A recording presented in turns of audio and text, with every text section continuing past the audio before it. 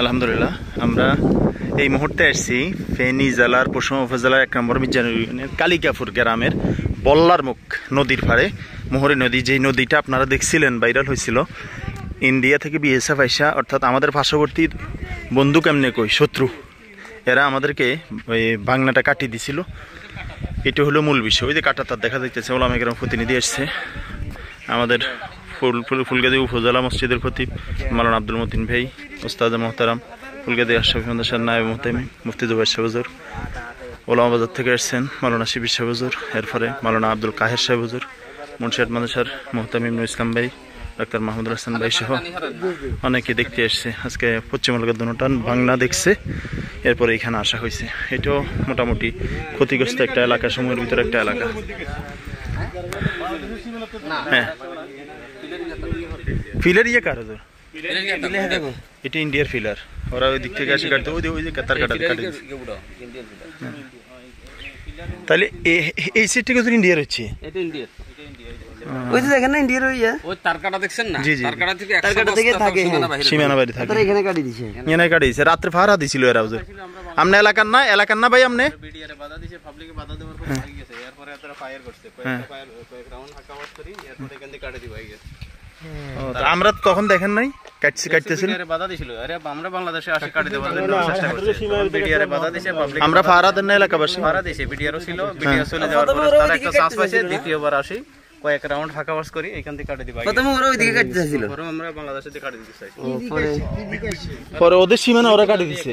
এটা তো লম্বা না, সামান্য গদ্দুর কাটে দিলে তো ফানি ইন্দুর গাত্তার মতো গইলে তো সেচ্ছে, ইন্দুর গদ্দুর গলে তো ফানি সামান্য খালি ফানির কুদ্র বাড়িতে এসেছে, হাতটা ভাঙা কাটে দিলে ভালো, এর দিকে সামান্য কাটে দিয়ে ভাই গেছে। এরপরে এইদিকে এবারে সব যাইছে, সবগুলো এখান থেকে যায়, ওইখান থেকে বাইরে ছিল। আমরা কি খেলা ছিল নাকি? না, কিছু না, এটা মানে বেরিবাদের মতো ছিল, এটা জমিন আর এটা সেম। হুজুর এটা তো বেরি, মানে আমরা তো রোড এইটাই না, আমরাকে বেরি তুই গা, আমরা বেরি এই পর্যন্ত শেষ।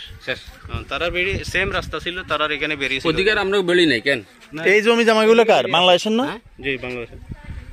এই যে পিলার আছে, ওইখানে একটা ইয়াইলে তো মনে হয় ইন্ডিয়ান ইয়া আছে। এই যে আমরা ইন্ডিয়ার কাছাকাছি, ইন্ডিয়ার ওই যে বিএসএফ কে ইয়া দেখা যাইতেছে, টহলের ক্যাম্প দেখা যাইতেছে।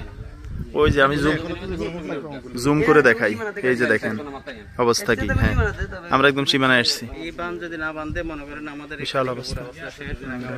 এই পানি যায় ফেনী পর্যন্ত যায় অ্যাকশন। এই সব জায়গায় আমাদের পশ্চিম এলাকাও দুইটা, এটা আরো ভয়ঙ্কর।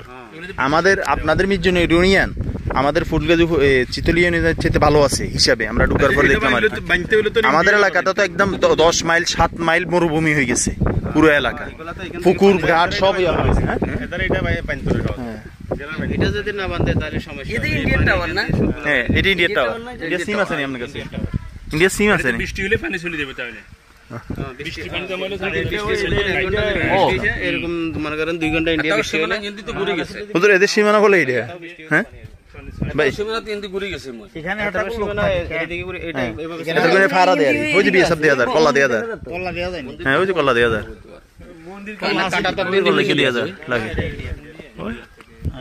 এই সীমানাটা এভাবে খরচ হয়েছে, এইদিকে আছে না? এদিকে আছে, হ্যাঁ, এদিকে আছে, ওইদিকে খরচ হয়ে যায়। জামগা হাসান ভাই ভিডিও করে, মাশাআল্লাহ আমার বন্ধু, সেরা বন্ধু আলহামদুলিল্লাহ।